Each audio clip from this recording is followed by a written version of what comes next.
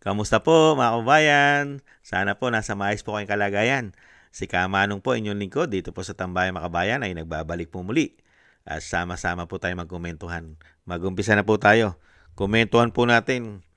Ito pong walang kakwenta-kwenta na Pilipino sa ating bansa na tinatawag pong sundalong kanin at pambansang asong ulol di umano ng Pilipinas.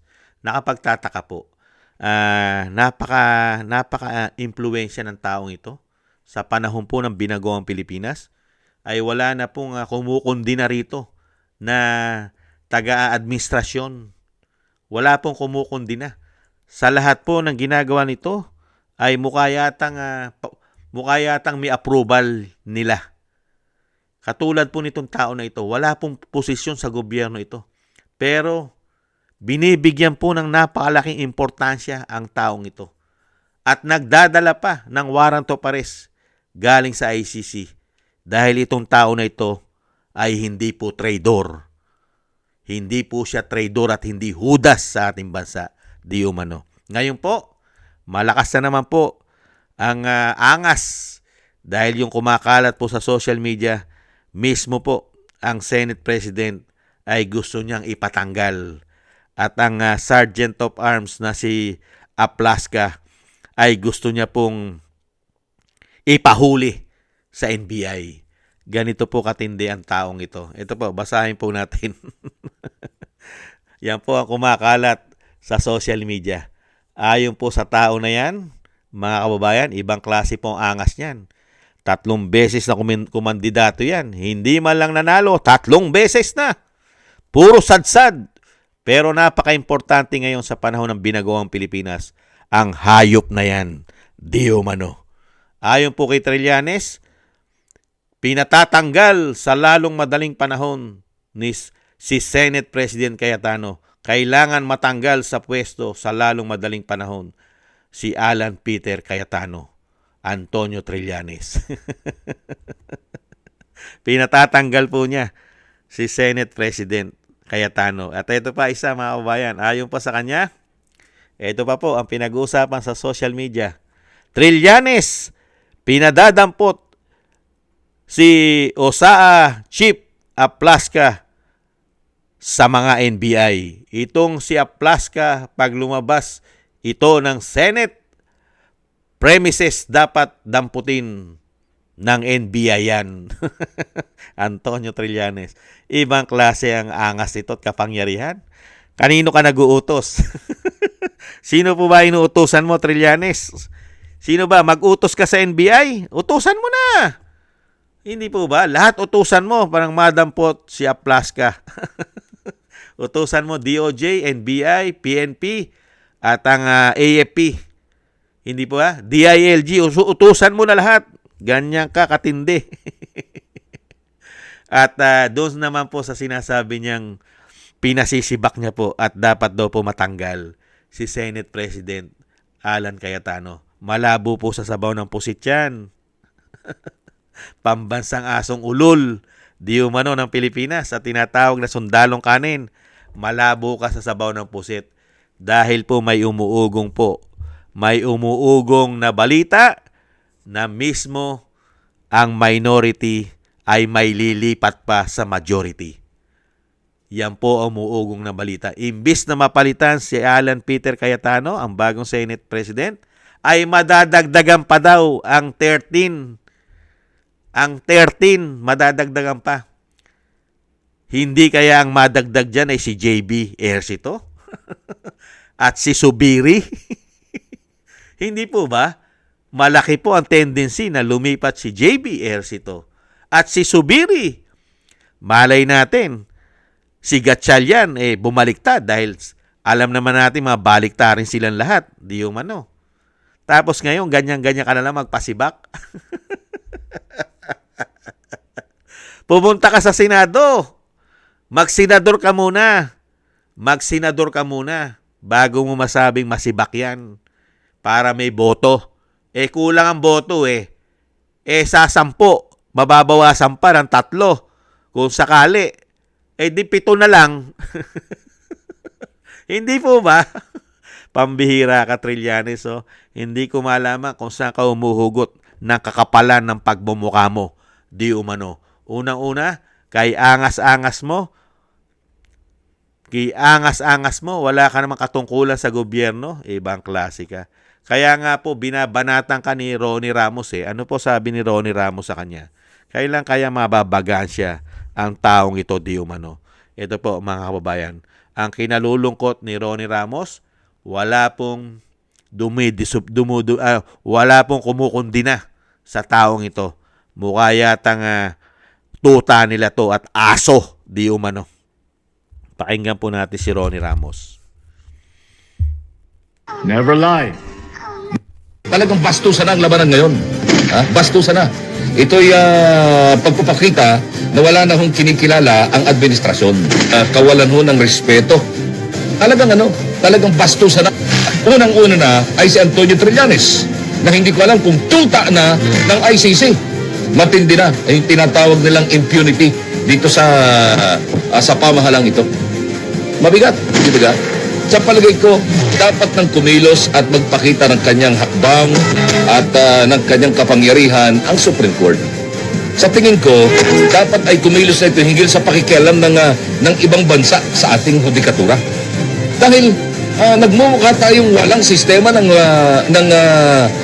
walang maayos na justice system dito sa bansa. Hindi ba ga? Sana po, kumilos nga po Ronnie Ramos ang Supreme Court. Yan po ang gusto rin po natin mangyari at matagal na rin po iniintayan ng pamilya Duterte na kumilos na po ang Korte Suprema tungkol po rito sa ICC na wala na po tayong jurisdiction at hindi po nasasakop ng ICC ang ating sovereignty, ang ating soberenya. At sana kumilos na rin po ang ICC, ang Supreme Court dito po sa tao na ito, kay Trillanes. Kung ito po ay naglilingkod sa ICC na wala pong jurisdiction sa atin at hindi po tayo nasasakop ng ang ating sovereignty ay hindi po nasasakop nila, kung meron pong isang tao na traitor at hudas sa ating bansa, ay dapat po yan na ipatapon. Hindi po nararapat sa bansa natin ang ganyang mga klaseng tao, di umano. Hindi po ba? Napakarami po sasagutin yan. Sa bagay, malapit na rin po ang pagbagsak niyan, di umano. Dahil nga po kasama na po yan sa kinasuhan at kakasuhan po ng isang damukal ng Vice President at ng Attorney Manscarpio at ng pamilya Duterte. Lalabas po yan at marami pong kaso yan. Lalo-lalo po, baka ipatawag at maimbestigahan po yan pagka po nakabalik na ang Blue Ribbon Committee Chairman na si Marcoleta. Dahil po namumuro din po sa Senado yan. Lalong-lalo po pag hindi napalitan si Senate President Alan Peter Cayetano, ay maiimbestigahan po ang tao na yan. Lalong-lalo po ang daladala niyang warrant of arrest na ayaw pong ibigay at ipakita ang kopya sa Senado. Hindi po ba? Kaya dito po sa tao na ito, ngayon lang po maangas yan. Darating naman po ang panahon ng kanyang pagbagsak. Yung sinasabi nga po na sobrang taas mo, pagka bumagsak ka, grabe ang lagapak.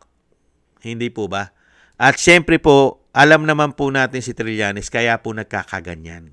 At galit na galit po sa Senado, lalong-lalo sa bagong liderato na si Alan Peter Cayetano.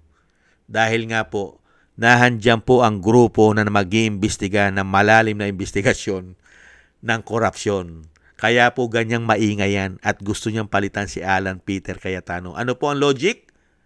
Dahil po kakampi ni Peter Alan Cayetano si Senator Marcoleta na po pwede po na siya ay makabalik sa Blue Ribbon Committee. Pagiging chairman. Bakit ko po nasabi?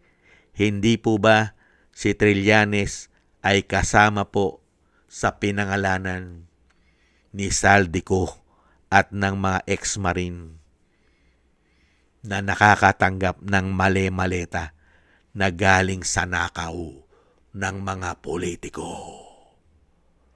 At pinatunayan ng mga Marines dahil sila mismo ang nag-deliver at nagpapalit pa ng pera na $2 million allowance pa lang ng mga ICC investigation o investigator.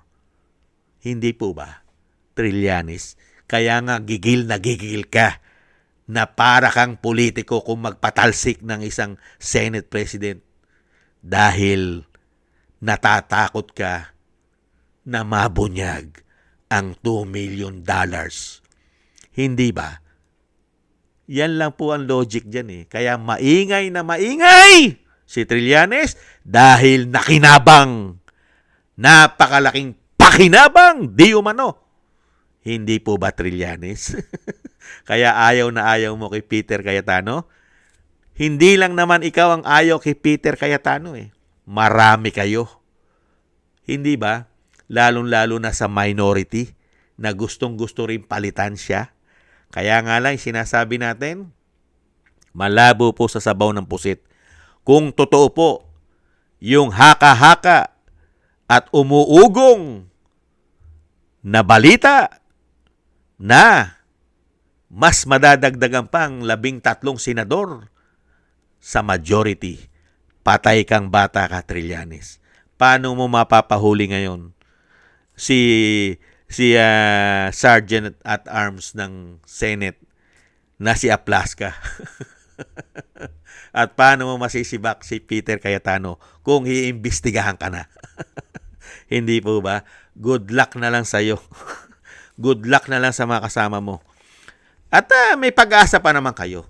Dahil sanay naman kayo gumawa ng kagaguhan at katarantaduhan di umano. At tinatawag na nga kayo mga salot sa lipunan di umano. May pag-asa pa kayo. Dahil lang nakaupo ngayon ay may history, lalong-lalo ang kanyang pamilya, sa pagiging sakim, ganid, swapang sa kapangyarihan at pera ng bayan. May history di umano, lalong-lalo sa paggamit ng martial law. Yan na lang ang pag-asa mo. Hindi ba, Trillanes? Maraming salamat po sa nagusto po ng ating Tambayang Makabayan sa YouTube at TikTok. At ganoon din po sa ating mga subscribers. At patuloy po nagsusubscribe. At sa mga nagko-comment, like, share, and subscribe. Mabuhay po kayo. Shoutout po sa inyo lahat. At thank you rin po sa mga nagbibigay po ng tulong. Shoutout po kay Eric Hershon ng Canada, kay Jem Aris ng United Arab Emirates, kay Baby Roman at Ate Isa ng Cagayan, Ani Jo, kay Gayat Chena, Tatay Nick ng Toronto, Canada, Jesus Valdepena at Rolando Guerrero, Mila Yi, Felipe Shapno ng Texas, USA, Rolando Timbol ng Alberta, Canada, at Ma'am LB at Shermani ng North Miami, Florida, USA, Melchorita Espinosa ng Orlando, Florida, USA, Arthur Estraniero ng USA, Mika Ligaspi at Frank Zamora ng California, USA, Kingston ng Hong Kong, Jake Yahut ng California, USA, Gina Ray ng Berlin, Germany, Julieta Silona ng Sydney, Australia. Maraming salamat po sa inyo mga kabayan at tis-tis lang po at ingat-ingat po kayo, lalong-lalo po sa inyo po mga paggawa. At God bless po sa inyong lahat. At thank you po mga kabayan at ingat-ingat po tayo at tis-tis po. Tis-tis lang po tayo at samahan po natin ng maraming dasal at panalangin nang tayo po'y maingatan sa pang-araw-araw. Paalam! Bye-bye!